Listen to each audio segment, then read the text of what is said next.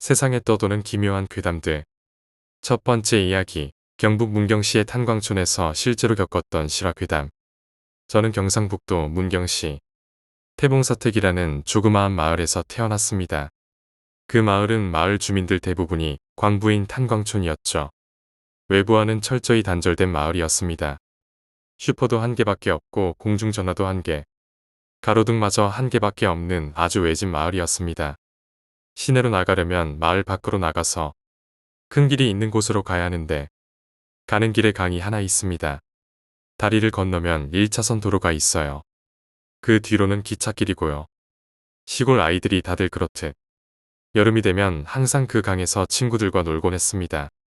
당시 저에게는 아주 친한 친구가 있었습니다. 저희 집 앞에 사는 주희라는 아이였는데 엄마들끼리 친하다 보니 덩달아 저희도 친자매처럼 친하게 지냈죠.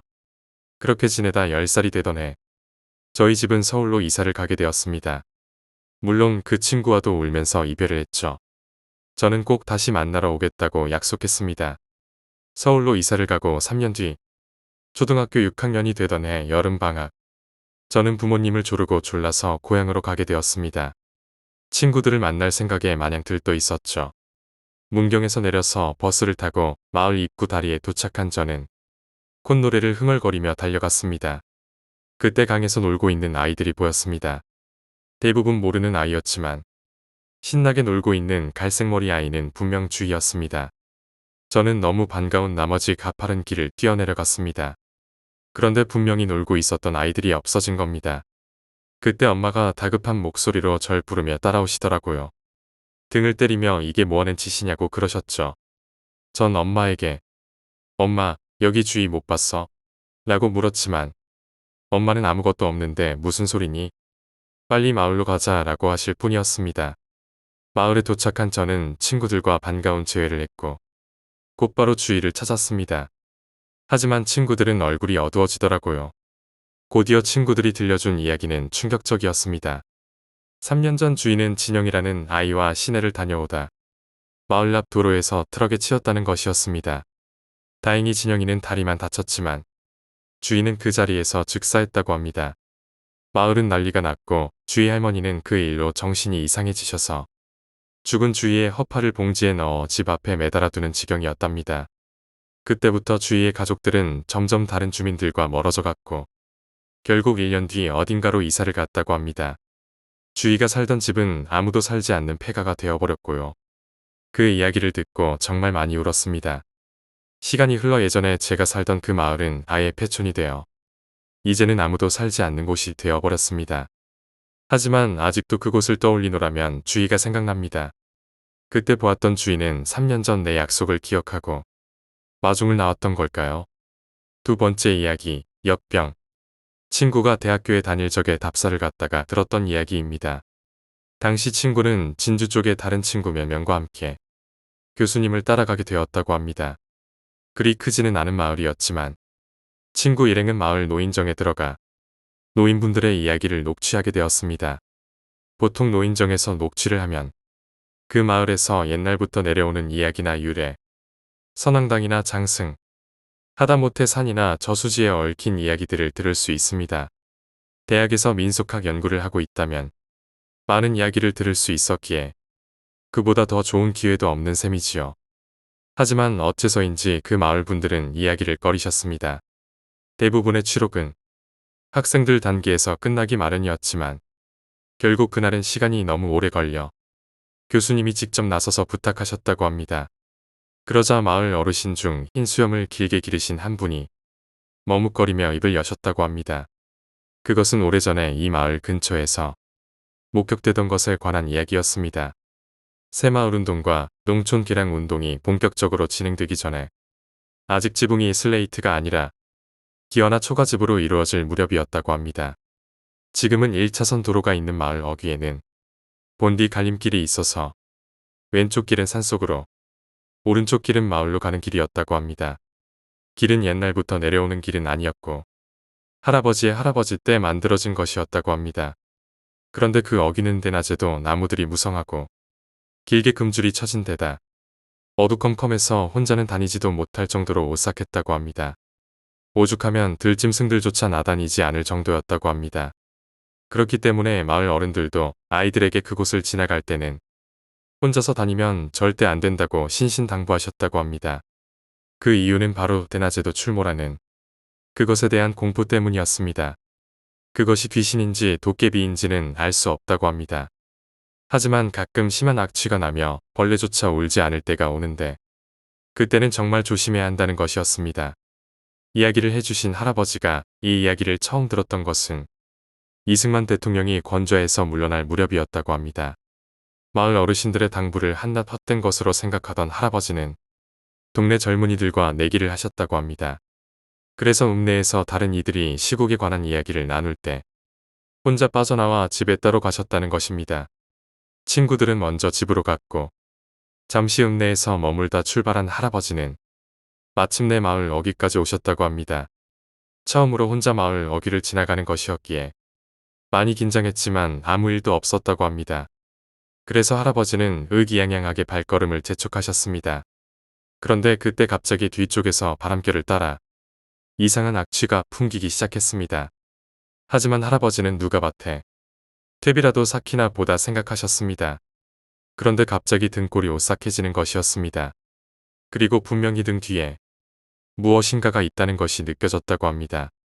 할아버지는 돌아보면 안 된다, 돌아보면 안 되라고 생각하며 후들거리는 발걸음을 옮기셨습니다. 발걸음은 점점 빨라지게 되었고 마침내 잘 움직이지 않는 발로 달리기 시작하셨다고 합니다. 그러다 문득 할아버지께서는 뒤를 돌아보셨습니다.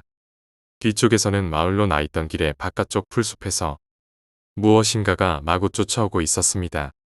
그리고 그것은 점점 풀숲에서 나와 길로 다가오고 있었다는 것이었습니다. 너무나도 겁이 났던 할아버지는 그 자리에서 얼어붙고 말았고 마침내 그것이 풀숲에서 뛰쳐나오는 순간 그만 까무러치고 말았다고 합니다. 그 후 할아버지가 정신을 차리신 것은 사라진 할아버지를 찾기 위해 마을 어른들이 횃불을 들고 온 한밤중이었다고 합니다. 할아버지는 그것까지만 말하고 입을 닫으셨습니다. 친구는 계속 다음 이야기를 물었지만 할아버지는 진저리를 치시며 생각하기도 싫다고 이야기를 꺼리셨고 아예 자전거를 끌고 집으로 돌아가셨습니다. 하지만 다행히 그 당시 할아버지와 내기를 했었다는 다른 할아버지께서 이야기를 이어서 해주셨습니다. 당시 그 할아버지는 너무 놀라서 정신을 잃었던 것이었기에 읍내의 병원에 갔다고 합니다. 병원에서는 정신적으로 너무 놀라서 그렇다며 안정을 취하라는 말만 하고 별다른 처방은 하지 않았고 다행히 얼마 지나지 않아 의사의 말처럼 할아버지는 평소의 모습으로 돌아왔다고 합니다. 하지만 그 후에도 할아버지는 그날 보셨던 것에 관해 결코 이야기하지 않으셨다고 합니다.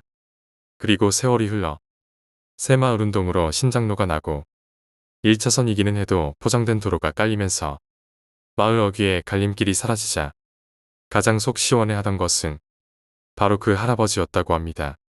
그리고 그 즈음에야 술 한 잔을 기울이면서 그때 할아버지가 보셨던 것에 관한 이야기를 들을 수 있었다고 합니다. 할아버지가 보셨던 것은 시커먼 사람이었다고 합니다. 온몸이 완전히 썩어서 온통 검었고 썩은 몸에서는 악취가 진동했다고 합니다. 게다가 다리는 썩어서 떨어진 것인지 허리까지만 남은 몸을 팔로 미친 듯 기어서 할아버지를 따라오고 있었다는 것이었습니다. 하지만 정작 할아버지를 기절초풍하게 만들었던 것은 눈이었습니다. 이미 썩어서 눈알은 떨어지고 퀭하니 눈구멍만 남은 그 눈이 분명히 할아버지를 향해 똑바로 바라보며 미친 듯 기어오고 있었다는 것이었습니다. 그 이야기를 듣자 학생들뿐 아니라 교수님까지 모두 떨떠름한 표정으로 그 마을에서의 답사를 마칠 수밖에 없었다고 합니다. 답사를 마치고 시내버스에 올라탄 채 터미널로 향하면서 학생 중 한 명이 교수님에게 그것의 정체를 물었습니다. 그때 마침 버스에 타고 계시던 나이 지긋한 비구니께서 이야기에 끼어드셨습니다. 어디 마을이라고요? 지금이야 별 이름도 없지만 옛날에는 유명했지요. 일제시대 전인가 옛날에 그 마을에서 큰 돌림병이 돌았어요. 마침 그때 먹고 살기도 힘든데 가뭄도 겹쳤답니다. 병까지 도니까 병에 걸린 사람들을 모아다가 산에다 버리고 마을에 금주를 쳤었다는 거죠. 그때 돌아가신 분들의 공양을 스님의 절에서 하고 있기에 그 이야기는 아직도 전해 내려와 잘 알고 있다는 말씀이셨습니다. 교수님께서는 이 이야기를 듣자 고개를 끄덕이셨습니다. 그리고 학생들이 무슨 말인지 궁금해하자 교수님께서는 이렇게 말씀하셨습니다. 자네들 집에 가면 조선말 고종 14년에 무슨 일이 있었는지 한 번씩 찾아들 보게나. 성격 급한 몇몇 친구들은 바로 스마트폰으로 검색을 하기 시작했고 곧이어 마른 침을 삼켰습니다. 그리고 나머지 친구들 역시 그것을 보고 고개를 끄덕일 수밖에 없었습니다. 1877년 고종 14년 삼남지방대기근 역병창궐 세 번째 이야기 성모상 귀신은 믿지 않는 편입니다. 영감 같은 것도 없고요. 다만 보이지 않는 상대의 괴롭힘은 받아본 적이 있습니다. 중학교 3학년 때 우리 집은 이사를 가게 되었습니다. 80년대 양산된 4층짜리 주공저층 아파트 단지였는데 집은 튼튼하지만 오래된 동네라 불빛 없는 새벽이 되면 정말 무서웠죠. 주변이 산으로 둘러싸여 가끔 산에서 안개가 내려오면 동네 전체가 을씨년스러운 분위기가 감돌곤 했습니다. 당시 저는 침대를 선물 받아 부모님 대신 안방을 쓰게 되었습니다. 그런데 이상하게도 낮이든 밤이든 잠에 들게 되면 이상한 가위에 자주 눌리게 되었습니다. 온몸이 굳어서 뻣뻣한 시시 마냥 움직일 수가 없는데 귀에 남자와 여자의 목소리가 들려옵니다. 죽어버려라며 쌍스러운 욕설이 끊임없이 들려왔습니다. 나중에는 급기야 목이 졸리면서 숨을 쉬기 힘들 정도였습니다. 움직일 수는 없는데 숨은 막히고 귀에는 남녀의 목소리로 죽어버려, 꼴 보기 좋네 하고 욕설이 끊임없이 들려옵니다. 저는 가위에서 깨기 위해 이건 가위야, 어서 깨어나야 해 라고 생각하며 애를 썼습니다. 하지만 그들은 귓전에서 꼴 보기 좋다, 너 같은 건 없어져 버려 하고 짓걸릴 뿐이었습니다. 형체가 드러나진 않았지만 한 번에 여러 목소리들이 들려왔습니다. 그 방엔 여자 말고도 남자도 있었고 주로 젊은이들의 목소리였습니다. 10대 또래의 목소리라기엔 앙칼치고 굵은 느낌이었고요. 그들은 가위에 걸린 나를 비웃고 괴롭히고 있었습니다. 그 증상이 끊긴 것은 고등학교 2학년 때였습니다. 그해 성당에서 견진성사를 받게 되었고 그때 처음으로 성모상과 성가족상을 받았습니다. 마땅히 장식장도 없고 어디도 둘 곳도 없어 결국 책상에 책장 위에 두었죠. 그렇게 올려두니 성모상과 성가족상이 제 침대를 바라보는 위치에 놓이게 되었습니다. 그 이후로는 낮잠을 자도 밤잠을 자도 움직이지 못하고 목을 졸리는 가위는 끊기게 되었습니다. 가끔 몸을 못 움직이는 가위가 걸리긴 해도 쉽게 풀려날 수 있더라고요. 잠깐 동안 가위에 걸려도 갑자기 쳇하고 혀를 차며 물러나더라고요. 당시 공부로 지쳤던 내 심리의 무의식이었는지 아니면 오래된 집에 남은 무언가들이었는지 눈에 보이지 않아 답답했는데 지금 생각하니 눈에 그들이 보였다면 정말로 난 미쳐버렸을지도 모르겠습니다. 하지만 성모상이 나타난 이후로는 그런 현상이 줄어들더니 끝내는 사라진 것을 보면 신부님이 축성하며 수험생활로 지치고 힘든 미카엘을 위해 기도해주세요 라고 기도해주셨다는 이야기를 나중에 들었습니다. 간절했던 보호 요청에 힘이 나타난 것일지 지금도 신기합니다. 이제 그 아파트 단지는 재건축 후 으리으리한 초고층 아파트 동네가 되었습니다. 우리 가족은 그 후에도 몇 번이고 이사를 했지만 아직도 그때 그 성가족상과 성모상을 모시고 다닙니다. 물론 제 침대를 바라보게 두고 있고요. 저는 더 이상 괴롭힘을 받지 않습니다. 그리고 잠도 밤낮으로 잘 자고 있습니다. 네 번째 이야기, 죽은 동기. 군 복무 시절 부대 중사님께 들은 이야기입니다. 중사님이 하사 시절 밤중에 부대 순찰을 하고 있었다고 합니다. 그런데 중사님이 탄약고 근처를 지나갈 때 수상한 사람 한 명이 다가오는 것이 보였습니다. 그래서 플래시로 비췄더니 군복을 입고 있었다는 것입니다. 소총도 없는 걸로 봐서 근무자는 아닌 것 같은데 늦은 밤에 부대를 돌아다니고 있는 것이 무척 수상했습니다. 하지만 일단 암호를 물었다고 합니다. 정지, 손들어, 움직이면 쏜다, 화랑. 그러자 다가오던 사람은 잠시 멈추더니 미친 듯 달아나기 시작했습니다. 뭔가 수상하다고 생각한 중사님은 바로 쫓아 달리기 시작했습니다. 하지만 어둠 속이라 중사님은 산으로 가는 울타리 근처에서 그 사람을 놓쳐버리고 말았다고 합니다. 어서 보고를 해야겠다는 생각에 부대로 복귀하려는데 뒤에서 섬찟한 느낌이 들었다고 합니다. 그래서 뒤에 플래시를 비췄더니 울타리 너머에 그 사람이 서 있더라는 겁니다. 그러나 울타리는 도저히 사람이 넘을 수 없는 높이였습니다. 밖으로 나가기 위해서는 빙 돌아서 문으로 나가야만 했죠. 그 짧은 시간에 부대 안에서 울타리 밖으로 나가는 건 도저히 사람이 할 수 있는 일이 아니었습니다. 누구야? 너 도대체 어느 중대 소속이야? 중사님이 그렇게 물어보자 군무를 푹 눌러쓰고 있던 그 사람은 고개를 들고 시구순 뒤 산으로 걸어갔다고 합니다. 그리고 그 사람의 얼굴을 확인한 중사님은 움직이지도 못하고 그 자리에 가만히 서 있을 수밖에 없었다고 합니다. 그 사람은 몇 개월 전에 산에서 목을 매달아 자살한 자신의 동기였기 때문이었습니다. 다섯 번째 이야기, 우주론. 2016년에 개최된 아이작 아시모프 기념 토론회에서 1급 과학자들이 우리가 살고 있는 우주는 시뮬레이션인가를 토론한 것을 계기로 수면 위로 올라와 현재 가장 핫하다는 우주론입니다. 기본적인 이론은 컴퓨터가 100년 뒤에 지금보다 수만 배 발전할 것이라 다들 예상하고 있고 그보다 더 먼 미래에서는 이러한 기술의 발전으로 우리는 우리의 조상들이 어떻게 살아왔는지 분명 시뮬레이션을 돌릴 것이라는 겁니다. 아주 정교하게 돌릴 것이고 시뮬레이션 속에 코딩된 사람들 또한 언젠가 과학 발전을 이뤄 시뮬레이션 속에 시뮬레이션을 만들 것이라고 반복된다는 것입니다. 우주는 코딩된 프로그램으로 이루어져 있는 것처럼 보이고 몇 가지 반드시 반복되는 규칙 또한 존재한다고 합니다. 가장 큰 증거로는 양자 얽힘 현상이 있습니다. 기본 물리학 법칙대로라면 빛보다 빠른 물질은 존재하지 않는데 양자 얽힘 현상에서 두 양자가 아무리 멀리 떨어져 있어도 한쪽 양자를 측정하는 바로 그 순간 공간과 거리를 무시하고 다른 한 양자의 성질이 정해져 버립니다. 무엇인가를 통해 정보가 두 양자 사이를 이동했다는 건데 이는 빛보다 빠른 물질이 없다는 사실을 생각했을 때 말이 안 되는 현상입니다. 여기서 과학자들은 우리 우주를 이루고 있는 최소 단위는 원자나 전자 같은 파동 형태가 아닌 전부 그 자체가 기본 단위가 아닐까 하는 결론에 이릅니다. 한쪽 양자를 측정하는 동시에 다른 쪽 양자의 성질까지 바로 정해지는 기본 정예. 그 자체가 우주를 이루고 있는 기본 단위라고 말이죠.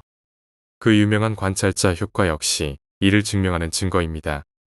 최소 단위는 정보이니 이는 비트로 이루어진 컴퓨터와 다르지 않기에 이 시뮬레이션 우주론은 현재 수많은 과학자들의 절대적인 지지를 받습니다. 천체 물리학자인 닐 디그레이스 타이스는 시뮬레이션 우주론이 50%의 가능성까지 올라왔다고 주장합니다. 우주에는 우리보다 훨씬 똑똑한 무언가가 반드시 존재하며 단순히 재미를 위해서 수많은 우주를 만들었을 가능성도 있다는 주장도 같이 말이죠. 오바마 전 미국 대통령 과학자문인 제임스 게이츠 교수는 우리 우주를 구성하는 입자들이 움직이는 법칙에서 컴퓨터의 오류 검출 코드가 들어있다는 이상한 사실을 발견했다고 주장합니다.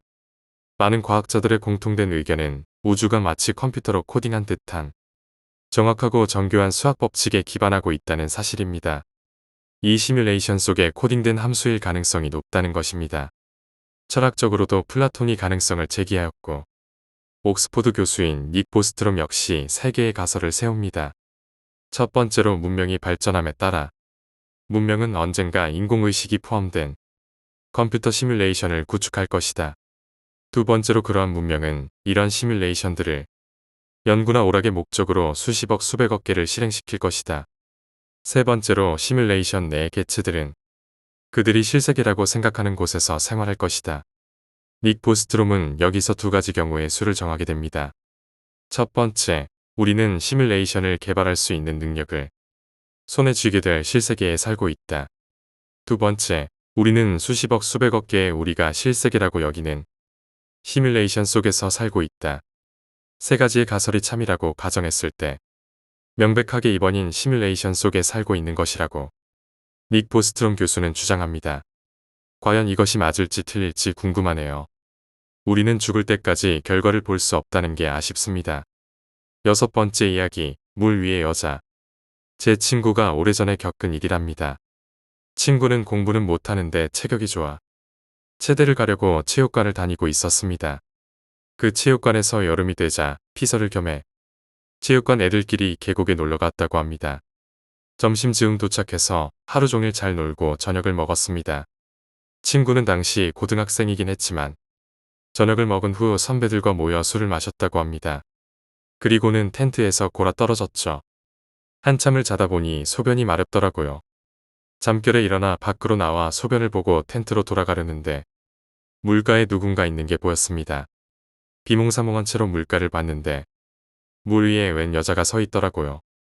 여자가 너무 아름다워서 친구는 아무 생각 없이 그 여자를 향해 걸어갔습니다. 발에 물이 닿았지만 그저 앞으로 나아갔다고 합니다. 물은 차갑지 않았습니다. 아니, 아예 물속을 걷는다는 느낌도 없었다고 합니다. 어느새 물은 친구 무릎까지 차올라 있었습니다. 그 순간 여자는 미소를 지었고 그제서야 친구는 정신이 확 들었다고 합니다. 배까지 물이 올라오고서야 차갑다는 걸 느낀 겁니다. 온몸에 소름이 돋아 황급히 물에서 뛰쳐나왔다고 합니다. 뒤를 돌아봤지만 거기에는 당연히 아무것도 없었고요. 다음 날 친구는 물에 들어가지 않고 물 밖에서만 있다가 집에 돌아왔다고 합니다. 흔한 물귀신 이야기일지도 모르지만 이 이야기를 듣고 그 물귀신의 생김새를 물었을 때 친구는 이렇게 대답했습니다. 내가 이상형이라고 생각하는 얼굴이 있지. 이 세상에 있을 수 없는 외모 있잖아. 그런 외모였어. 아직도 그 말이 잊혀지질 않네요. 7번째 이야기, 부적회담. 예전에 들은 이야기입니다. 어느 가족이 있었습니다. 그 집안은 대대로 독실한 불교 신자라서 집안에서 후원하는 절까지 따로 있을 정도였습니다. 그 당시 그 절의 주지 스님은 글씨를 무척 잘 쓰고 부적이 영험해 소문이 자자했다고 합니다. 그러던 어느 날 마침 정월이라 어머니가 절에 가서 스님을 뵙고 부적을 얻어오셨습니다. 고시 공부 중인 자식이 시험에 붙기를 기원하는 부적, 집안의 무사 안녕을 기원하는 부적, 가족 건강을 위한 부적 등 종류도 여럿이었지요. 어머니는 집에 돌아와 아들에게 줄 부적, 남편에게 줄 부적, 자신을 위한 부적을 챙겨놓고 집안에 붙일 부적을 따로 분류했습니다. 출입문에 붙이라고 스님이 주신 부적은 모두 4장이었습니다. 현관문에 2장의 부적을 붙이고 나자 2장이 남았습니다. 어머니는 잠시 고민했습니다. 부적을 남기기에는 왠지 아까운데 붙일 곳이 없었기 때문이었습니다. 고민 끝에 어머니는 거실과 베란다 사이의 문에 부적을 붙이기로 했습니다. 높은 곳이었기에 의자를 가져와 그 위에서 부적을 붙이기로 했죠.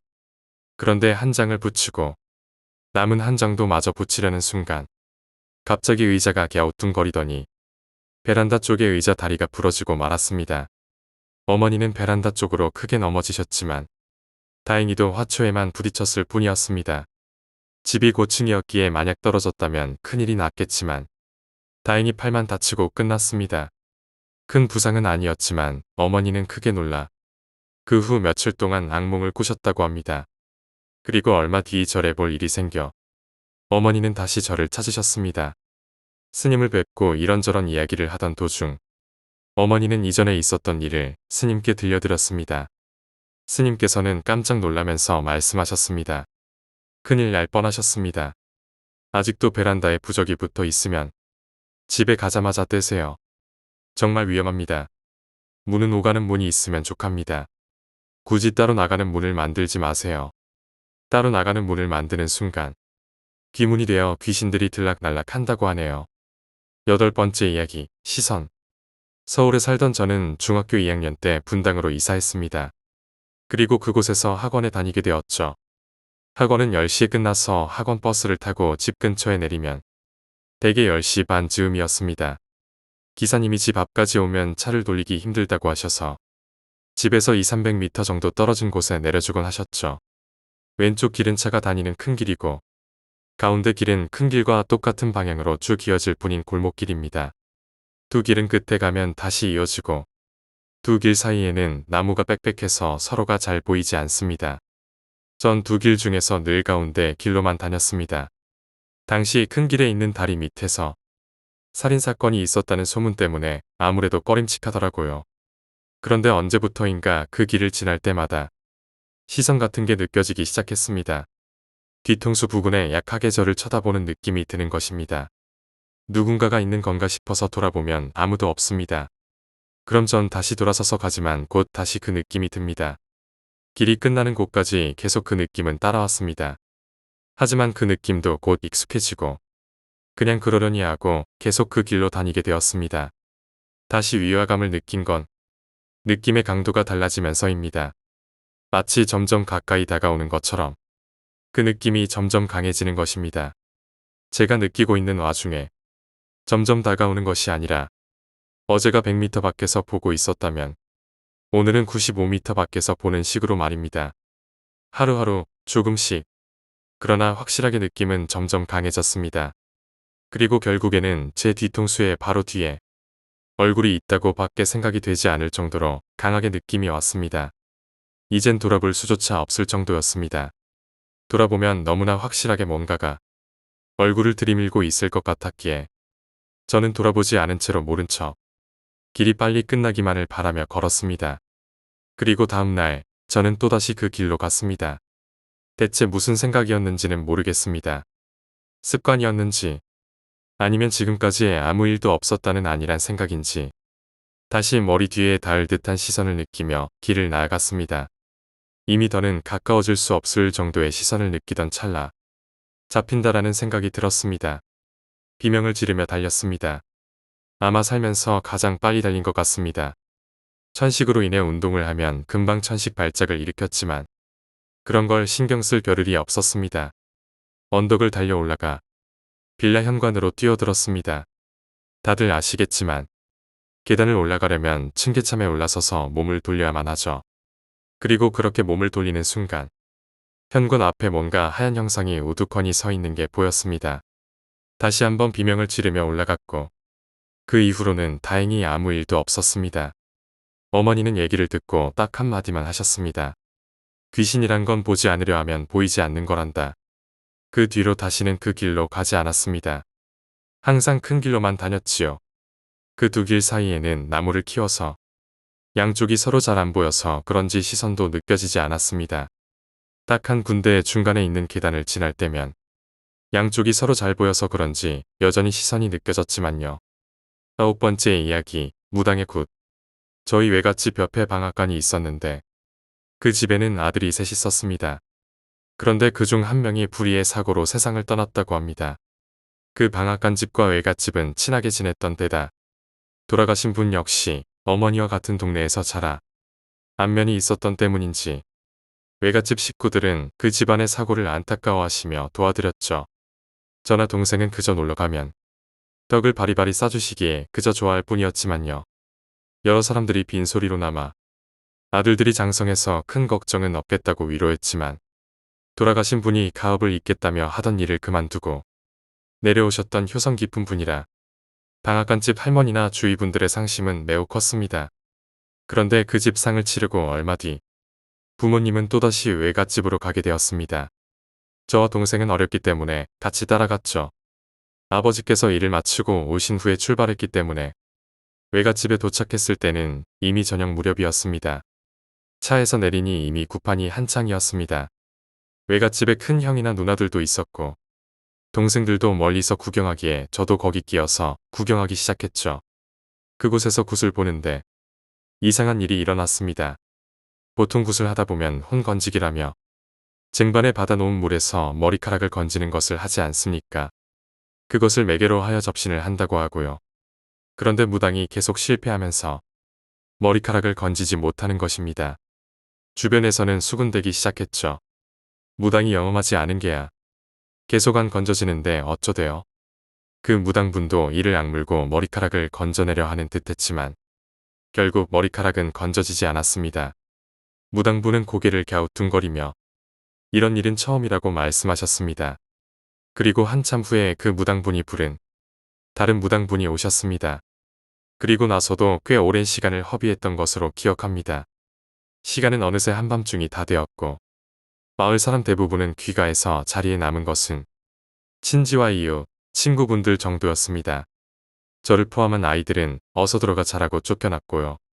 그런데 잠을 청한 지 한참이 지날 무렵 바깥이 소란스러워지기 시작했습니다. 웅성거리고 수군대는 소리가 점점 커졌죠. 가란 말이여. 이놈아, 여기 내가 있으면 안 되는 거요. 방앗간 할머니의 목소리가 들려왔습니다. 난생 처음 듣는 할머니의 앙칼진 목소리였습니다. 저와 동생은 방 안에 있었지만 너무 무서웠던 탓에 그날 밤을 꼬박 새우고 말았죠. 다음 날 간단하게 아침을 먹고 외갓집에 모였던 식구들은 각자 집으로 돌아갔습니다. 그런데 어째서인지 어른들의 표정은 하나같이 어두웠습니다. 차를 타고 돌아오다 아버지께 무슨 일이 있었냐고 여쭤봤지만 눈물이 빠지도록 혼만 났습니다. 나중에 명절이 되어서야 외삼촌에게 자세한 이야기를 듣게 되었습니다. 굿을 하게 된 이유가 마을 어르신 몇 분이 약주를 드시고 방앗간을 지나가시다 죽은 방앗간집 아들이 셔터가 닫힌 방앗간 앞에 앉아있는 걸 보셨다는 것이었습니다. 마을에 이상한 소문이 계속 돌자 이장님과 마을 어르신들이 직접 굿판을 차려주셨던 것입니다.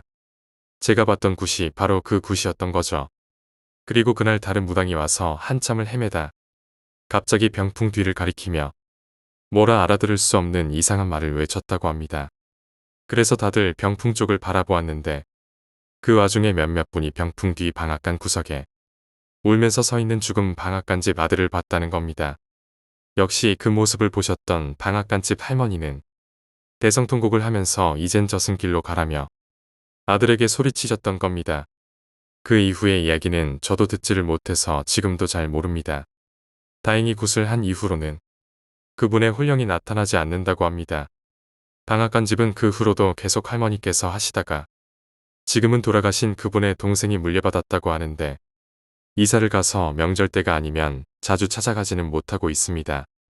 그리고 지금도 그 방앗간 한 구석에는 항상 물이 담겨있는 접시가 놓여 있더군요. 10번째 이야기, 병원에서 일하며 실제로 겪었던 소름 끼치는 실화괴담. 나는 병원에서 일하고 있지만 심령 체험 같은 건 겪어본 적이 없다. 하지만 소름 끼치도록 무서운 일은 몇 번 본 적이 있다. 죽은 사람보다 산 사람이 더 무섭다는 이야기를 종종 듣지만 그건 정말 맞는 말이다. 2달 정도 전 어느 환자분이 세상을 떠났다. 사인은 질식사였다. 아무래도 가족이 보낸 음식을 몰래 먹다가 그게 목에 걸려 질식한 듯 했다. 그분은 꽤 견실한 분이었던 데다 퇴원 일정도 잡혀 있었고 가족들도 상냥한 사람들 뿐이라 간호하는 입장에서도 무척 유감이었다. 가족들은 사체를 대면하자 통곡했고 손자부터 딸, 사위까지 사체에 달라붙어 있었다. 그 모습을 보니 사람의 죽음에 익숙해진 우리들도 울컥해 신입들 중에서는 따라서 우는 녀석까지 있을 정도였다. 사람의 생명이라는 건 이렇게 무거운 거구나. 다시금 느낀 순간이었다. 하지만 그로부터 몇 분 후 영안실 문이 갑자기 쾅 하고 열리고 화장을 진하게 하고 있는 아줌마가 들어왔다. 그리고 갑자기 사체에 덤벼들더니 소리쳤다. 쓰레기 같은 할아범이라고 소리를 질렀고 가족도 그 자리에 있던 직원들도 아연실색했다. 하지만 곧바로 정신을 잡고 그 아줌마를 말리기 시작했다. 시끄러. 불만이 있으면 이 할아범한테 말하라고. 아줌마는 그렇게 외치며 침대 위에 있던 할아버지 사체를 바닥으로 던져내렸다. 당연히 그 광경을 보자 가족들은 광분해서 아줌마에게 덤벼들었지만 그 아줌마가 하는 말을 듣고 가족들의 안색이 바뀌었다. 그 아줌마는 죽은 환자의 사생아라는 것이었다. 아줌마는 계속해서 콧김을 씩씩 내쉬며 말했다. 이 할아범 유산은 전부 어떤 여자한테 넘겨줬다잖아. 장난치는 것도 아니고. 그 말을 듣자 조금 전까지 울고 있던 딸의 안색이 순식간에 바뀌더니 갑자기 바닥에 떨어진 사체를 발로 차기 시작했다. 직원들이 말렸지만 딸은 낄낄 웃으며 미친 듯이 계속 사체를 발로 찼다. 장난치지 마. 이 할아범아. 땡전 한 푼 안 남기고 죽었다고. 되죠. 가족들을 따라 울던 신입은 이제는 겁에 질려 울고 있었다. 나머지 가족들은 그저 망연자실하고 있을 뿐. 나를 비롯해서 경력이 있는 직원들은 계속 환자를 걷어차는 아줌마와 딸을 말리러 갔다. 손자는 어머니의 급변한 모습에 울부짖는다. 그야말로 지옥도였다. 그 후에 원장이 달려와 소라는 수습되었지만 내 머릿속에는 딸의 그 귀신 같은 모습과 발로 미친 듯이 걷어차인 불쌍한 사체뿐이었다. 마치 영화에나 나올 법한 사건을 눈앞에서 겪은 것이다. 병원에서는 사람이 죽고 사는 일은 흔한 법이다. 하지만 그 사건은 무서웠다. 살아있는 사람이 어디까지 무서워질 수 있는지를 나 자신이 절감했으니 그 후 그 가족이 어떻게 되었는지는 나도 모른다. 11번째 이야기, 바닷가. 저와 제 아내는 사람 많은 곳을 썩 좋아하지 않는다. 오히려 조금 피한다고 하는 게 맞을 것 같다. 그래서 여름 휴가도 가지 않았다. 사람이 좀 빠지면 가려고 9월 말쯤 갈 생각이지요.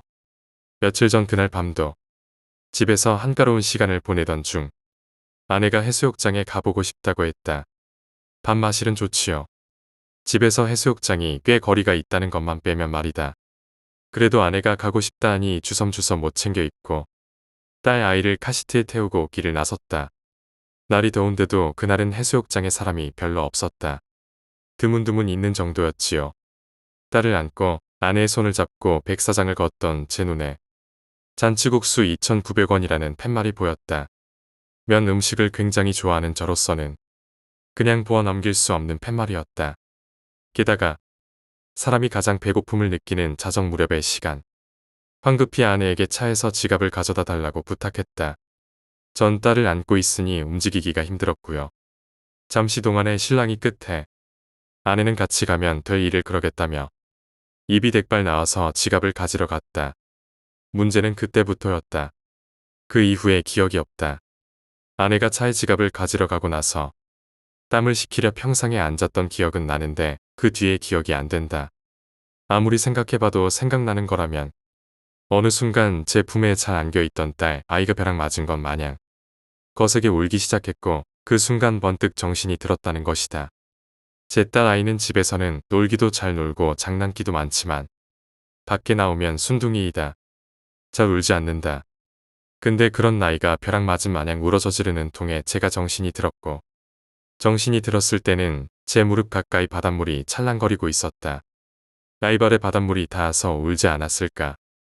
지금 와서 생각해보지만 딱히 그렇지도 않다. 딸은 이제 생후 6개월이 같진 않더라. 안았다고 해봐야 발이 제 허리 쪽에 닿는다. 그것도 뻗어야 닿는다. 그래서 제 무릎 쪽에 찰랑이던 바닷물에 닿았을 리는 없거든요. 아무튼 그렇게 정신이 든 저는 황급히 돌아 나오기 시작했다. 몇 걸음만 더 가면 백사장이다 싶었을 때 뭔가가 제 발목에 감기는 느낌이 들었다. 아주 가는 뭔가가 제 발목을 휘감고 선 놔주질 않았다. 딸 아이는 울다가 조금씩 잦아든 상태였고 저는 발목에서 찰랑이는 바다에서 엉거주춤 서 있는 자세가 된 것이다. 식은 땀은 계속 흐르고 발목은 아무리 힘을 줘도 떨어지질 않고 아주 강하게 힘을 주면 어찌 될 것 같지만 엎어지기라도 하면 딸이 다치니까 그때 다행히 저 멀리서 아내가 오더군요. 후광이 보일 정도로 반가웠다. 부끄러운 줄도 모르고 여보야를 외치며 여기로 좀 와달라고 팔을 휘저었다. 아내가 다가와서 제 손을 잡고 낑낑대며 당겼는데 다행히 발목을 감고 있던 뭔가가 풀리면서 발이 떨어지더군요. 그리고 그때 제 귓가에 희미한 소리가 들렸다. 딸을 참 잘 뒀네. 라고 말이다. 남자인지 여자인지 알 수 없는 낮고도 비웃음이 실린 것 같은 그런 목소리가 아직 귓가에 생생하다. 아내는 보약이라도 해먹여야겠다고 웃었다. 저는 사실 아직도 딸 아이가 울지 않았더라면 지금쯤 어떻게 되었을까. 그때 생각만 하면 식은 땀이 난다. 12번째 이야기, 풀스방 괴담. 저는 풀스방을 운영 중입니다. 새벽 1시가 넘어서 손님이 없으면 문을 닫습니다. 그날도 12시 30분 조금 넘어서 손님들이 다 나가길래 미리 청소를 했다. 문을 전부 열어놓고 한참 청소를 하고 있는데 느낌이 이상해서 카운터 쪽을 쳐다보니 웬 아저씨 한 분이 서 계시더군요. 풀스방에 아저씨들이 게임하러 오는 것은 드문 경우고 집에 가고 싶은 마음에 영업이 끝났다고 하니 게임하러 온 거 아니라고 하더군요. 자신은 지방에서 서울에 올라왔는데 지하철에서 지갑을 잃어버려서 돈이 하나도 없으니 돈을 빌려달라고 한다. 근데 말을 하면서 저를 위아래로 훑어보고 매장 여기저기를 둘러보는 게 너무 짜증이 났다. 저는 직감적으로 좋은 사람은 아닐 것 같다는 생각이 들어 장사가 너무 안 돼서 죽었다 깨어나도 도와줄 돈은 없다고 말했다. 그랬더니 그 아저씨는 바로 나가더군요. 끝까지 기분 나쁘게 훑어보면서 말이다. 기분이 왠지 이상했지만 전 다시 문을 잠궈놓고 청소를 했다. 5분 뒤에 이번엔 어떤 남자가 문을 두드리며 잠깐만 열어달라고 하더군요. 왜 그러냐고 물어보니 자신이 계단 쪽 화장실에 물을 너무 많이 써서 저한테 물값을 줘야겠다는 것이다. 말이나 되는 얘기입니까? 순간 굉장히 섬뜩하기도 했지만 화도 났다. 괜찮으니까 그냥 가시라고 하니 문을 잠깐만 열어달라고 보채듯이 말하더군요. 전 너무 화가 났다. 온갖 쌍욕을 하면서 꺼지라고 했다. 그리고 경찰에 신고하는 척을 하니 급하게 뛰어내려가더군요. 솔직히 무서웠습니다. 저는 싸움도 못할 뿐더러 겁도 더럽게 많거든요. 창밖으로 그 사람 얼굴이라도 보려고 1층 입구 쪽을 본 순간 저는 너무 놀랐습니다. 아까 처음에 돈이 없다고 올라왔던 그 아저씨가 수돗물 값을 주겠다는 그 놈이랑 둘이서 빠른 걸음으로 나오더군요. 그리고 나서 한 달 뒤인가 저녁에 TV를 보다가 그 두 사람을 봤습니다. 미리 점 찍어둔 곳에 문 닫을 시간이나 손님 없을 시간에 가서 살인 및 강도짓을 하는 놈들이더군요. 13번째 이야기, 리조트 아르바이트. 바닷가 리조트에서 1년간 아르바이트를 했던 무렵의 이야기다. 부지 안에는 넓은 산책로가 있고 수영장이나 체육관도 있었다. 밤중에는 술에 취해 돌아다니는 투숙객이나 불법 침입자가 끊이지 않는 곳이기도 했다. 실제로 크고 작은 사건들이 있긴 했지만 사장이 함구를 잘했던 덕에 공공연하게 드러나지는 않았다. 빠짐없이 돌아보면 2시간은 걸리는 부지를 사원이나 아르바이트생과 야간 담당 경비원이 2인 1조가 되어 교대로 돌아보는 게 일이었다. 일을 시작하기 전에 부지 안에 나타나는 고기라고 불리는 괴물에 대한 설명을 들었다. 처음 만나면 딱 한 번만 몸이 아프고 그 외에 특별히 해를 끼치는 것은 없다는 것이었다. 절대로 다른 곳에 발설해서는 안 된다는 약속을 받고서야 근로계약서를 썼다. 고기에 대해서는 다른 누구에게도 알려주면 안 된다는 것이었다. 내가 아르바이트를 시작하고 이틀째 되는 날, 빠르게도 고기가 나타났다. 선배와 산책길을 순찰하고 있는데 회중전등을 비춘 곳에 갑자기 나타났다. 선배는 고기다. 도망쳐라고 말하더니 나를 끌고 길을 벗어났다. 고기는 유치원생 정도 키에 아무것도 걸치고 있지 않았다.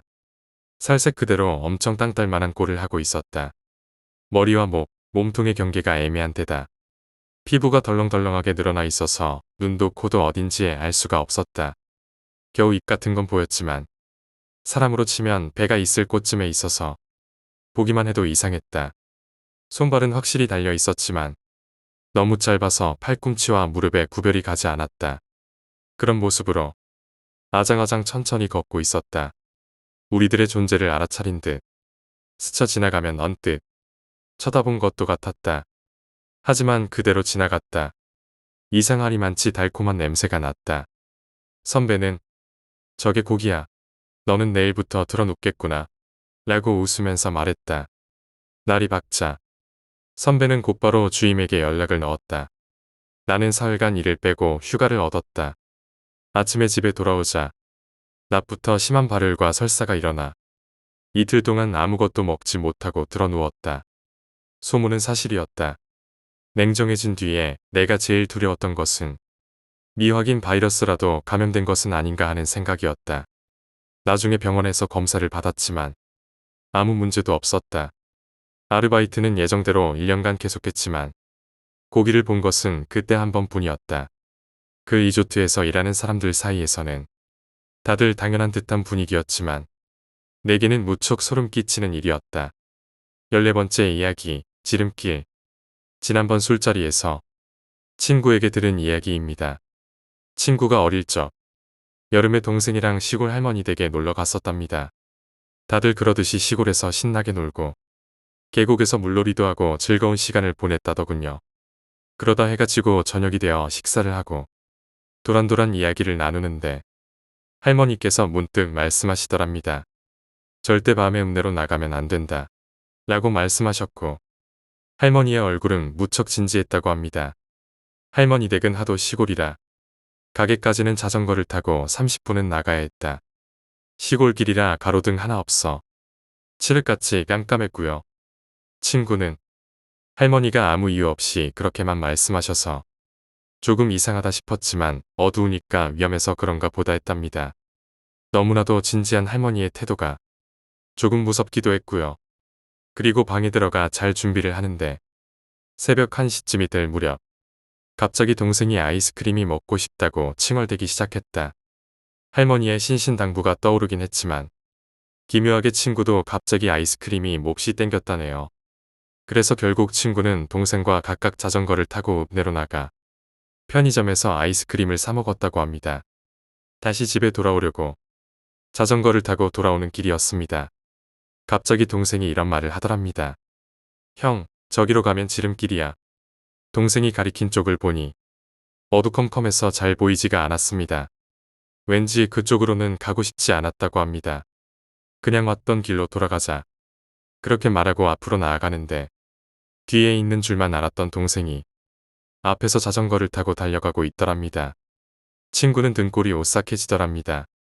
그럼 지금 도대체 내 뒤에서 말을 걸었던 사람은 누구지? 순간 할머니가 엄포를 놓던 게 떠오르더랍니다. 친구는 식은 땀을 줄줄 흘리며 죽어라 자전거 페달을 밟아서 집까지 돌아왔다고 합니다. 도착해서 자전거에서 내리는데 귓가에서 혀를 차는 소리가 들렸습니다. 도저히 참을 수 없어진 친구는 동생 손목을 잡아 끌고 방으로 들어가 이불을 뒤집어 쓰고 말았다네요. 다음 날 할머니께는 밤새 읍내 갔던 걸 비밀로 하고 아침을 먹은 뒤에 집에 돌아가려고 버스를 탔다. 친구는 전날 알 수 없는 목소리가 말한 지름길이 무슨 길이었는지 궁금했다고 합니다. 버스 창가에 앉아서 주변을 주의 깊게 바라보고 있었다죠. 그러다가 마침내 지름길이라던 그곳까지 다다르게 되었습니다. 친구는 아연실색했다고 합니다. 그곳은 천길 낭떠러지였으니까요. 만약 그때 뒤에서 들려오던 목소리를 믿고 지름길이라던 곳으로 방향을 틀었더라면 어떻게 되었을까요? 15번째 이야기, 거래의 진실. 나는 한적한 공원 벤치에 앉아 또다시 담배를 한 대 꺼내어 물었다. 담배라도 피고 있지 않으면 긴장되고 떨려서 견딜 수 없었다. 후회가 들기도 했지만 꼭 잡아야 하는 기회이기도 했다. 불안함에 주변을 두리번거리며 사진에서 봤던 남자가 나타나기를 기다렸다. 며칠 전에 과도한 빚으로 사채업자들에게 시달리던 내게 한 사람이 접근했다. 그 사람은 누군가를 만나서 물건을 건네주고 돈을 받아오면 그중 20%를 주겠다고 약속했다. 고작 20%지만 그 액수만 해도 빚을 갚기에는 충분할 정도로 많았다. 보나마나 위험한 일이겠지만 이대로 가다가는 나뿐만 아니라 가족들까지 큰일을 당할지도 모를 노릇이었기에 그 제안을 수락했다. 물론 착수금이라면서 내밀었던 현금 뭉치가 결정에 큰 영향을 주기도 했다. 그 사람의 설명은 간단했다. 특정 시간에 지정된 공원에 가서 앉아 있으면 중년 남자 한 명이 다가올 것이다. 그 남자에게 물건을 건네어주고 돈을 받아와 주면 끝. 무조건 돈을 먼저 받고 나서 물건을 건네야 한다. 또한 상대는 아무런 말도 하지 않을 것이니 나 역시 아무 말도 하지 말아야 한다고 강조했다. 그 물건이 어떤 것인지는 대충 알 것 같았지만 그냥 모른 척 하기로 했다. 찜찜하긴 하지만 이번 일만 잘 끝나면 빚을 갚고 새 출발을 할 수 있을 것이다. 그때 멀리서 사진으로 봤던 중년의 남성이 걸어오는 것이 보였다. 나는 모자와 마스크를 고쳐 쓰고서는 똑바로 앉았다. 심장이 터질 것처럼 뛰었지만 겉으론 최대한 내색을 하지 않고 그 남자가 다가오길 기다렸다. 잠시 후에 그 중년의 남자는 긴장한 표정으로 날 잠시 보더니 내 옆자리에 앉았다. 이야기 들은 대로 남자는 아무런 말도 하지 않고 제법 묵직해 보이는 가방을 내게 내밀었다. 나 역시 아무런 말도 하지 않고 돈을 받은 뒤 테이프로 단단히 봉해진 상자를 건네었다. 제법 묵직한 것이 내가 생각한 그것이 맞는 것 같았다. 내가 내미는 상자를 본 중년 남자는 약간 주저하다가 물건을 받았다. 무언가 이야기를 하고 싶어 하는 눈치였지만 입만 살짝 열었다 닫았을 뿐 말을 하지는 않았다. 가방의 무게를 가늠해본 나는 그대로 자리에서 일어나 공원을 나갔다. 이제 가방을 공터에 세워놓인 차 안에 실어 놓으면 끝. 집에 돌아가서 기다리고 있으면 통장으로 약속한 돈이 들어온다. 잠시 동안 이 돈을 가지고 그대로 도망칠까 고민했지만 이내 고개를 저었다. 괜히 욕심 부리다가 어떤 꼴을 당할지 알 수 없는 노릇이다. 얌전히 내가 받을 것만 챙기는 것이 뒤탈이 없을 것이다. 미리 지시받은 대로 트렁크에 가방을 실어놓고 차키를 자동차 아래에 숨겨놓았다. 그제야 긴장이 풀리며 목이 말라왔다. 일도 끝났겠다. 캔 맥주라도 사가지고 갈 생각으로 편의점을 찾아 나섰다. 홀가분한 기분으로 걷고 있던 그때 갑자기 눈앞에 아까의 중년 남성이 나타났다. 날 찾아서 열심히 뛰어다닌 듯 가쁜 숨을 몰아쉬며 날 죽일 듯이 노려보고 있었다. 설마 물건이 뭔가 잘못된 건가? 나로선 알 길이 없었다. 그때 남자가 품에 안고 있던 상자를 내밀며 나에게 말했다. 이게 뭐야? 도대체 무슨 짓을 한 거야? 이해할 수 없는 말이었다. 당황하여 뭐라고 변명하려 했지만 아는 게 없는 나로서는 할 수 있는 말도 없었다. 그 남자는 침묵을 다른 의미로 해석했는지 상자를 집어던지며 무언가를 꺼내 들었다. 막대기처럼 생긴 전기 충격기였다. 그리곤 맹렬한 기세로 내게 달려들었다. 당황한 탓에 반응이 늦어 그 남자가 휘두르는 전기 충격기를 피하지 못했다. 난 제대로 된 반항 한 번 하지 못하고 바닥에 나동그랗게 되었다. 남자는 그것만으로는 부족했는지 쓰러진 내게 전력을 다해 구두발을 날렸다. 숨이 턱턱 막히는 고통에 몸부림치던 내 눈앞에 남자가 집어던진 상자가 보였다. 놀랍게도 상자 안에는 피로 얼룩진 여자아이의 잘린 머리가 들어있었다. 믿을 수 없는 광경에 고통도 있고 충격에 빠져있는 내 귀에는 그 남자의 목소리가 들려왔다. 돈만 받으면 내 딸을 무사히 돌려보내겠다고 약속했잖아. 시키는 대로만 하면 딸은 안전할 거라고 했잖아. 근데 저게 뭐야? 내 딸한테 무슨 짓을 한 거야? 난 아무래도 내 생각보다 더 위험한 일을 맡았던 것 같다. 충격에 빠진 난 그저 웅크린 채로 남자의 발길질을 막고만 있었다. 한참을 발길질을 해대던 남자는 숨이 가쁜지 내 옆에 무너지듯 주저앉아 떠들기 시작했다. 내 딸은 말이야. 애 엄마가 죽었을 때도 울지 않았던 아이야. 내가 조심스럽게 재혼 이야기를 꺼냈을 때도 웃으면서 축하해줬던 아이지. 새엄마한테도 죽은 친엄마처럼 상냥하게 대해준 아이였다고. 그런데 그런 착한 아이를 납치한 것도 모자라 저런 모습으로 돌려보내. 넌 내가 용서 못해. 죽여버릴 거야. 남자는 일어나 다시 내게 발길질을 해대기 시작했다. 지나가던 사람의 신고로 경찰이 출동할 때까지 나는 말 한마디 하지 못하고 웅크리고 있었다. 그로부터 얼마 후 허탈한 마음으로 판사의 최종 판결을 기다렸다. 내가 아무리 정황을 설명해도 그 누구도 귀담아 듣지 않았다. 모두가 내 말은 그저 쓰레기 같은 범죄자의 추악한 변명으로 치부할 뿐이었다. 돌아가는 꼴을 보니 그 중년 남자는 제법 높은 사람이었던 것 같다. 너무나 억울했지만 이제 와서 되돌릴 수 있는 방법도 없었다. 한숨을 쉬고는 슬쩍 뒤를 돌아보았다. 눈에 불을 켠 채로 나를 노려보고 있는 그 중년의 남자. 옆에는 아내인 듯한 여자가 앉아 있었다. 여자의 얼굴을 확인한 나는 심장이 얼어붙는 느낌이 들었다. 낯이 익은 얼굴이었다. 그리고 어디서 봤는지 정확히 기억이 났다. 날 이 지경으로 만든 장본인. 내게 일을 맡긴 그 사람이었다. 재혼이라면 전처의 딸이 그리 예뻐 보일 리가 없을 것이다. 그 딸이 아무리 예의가 바르고 착해도 말이다. 저 여자는 눈엣 가시 같은 소녀를 없애기 위해 다소 과격한 방법을 선택한 모양이다. 나는 남의 집 가정사에 가장 안 좋은 방식으로 휘말리게 된 것이다. 나와 눈이 마주친 그 여자는 내게 보일 듯 말 듯한 옅은 미소를 지어 보였다. 충격에 빠진 나는 판사가 사형이라고 말하며 망치를 두드리는 소리조차 듣지 못했다.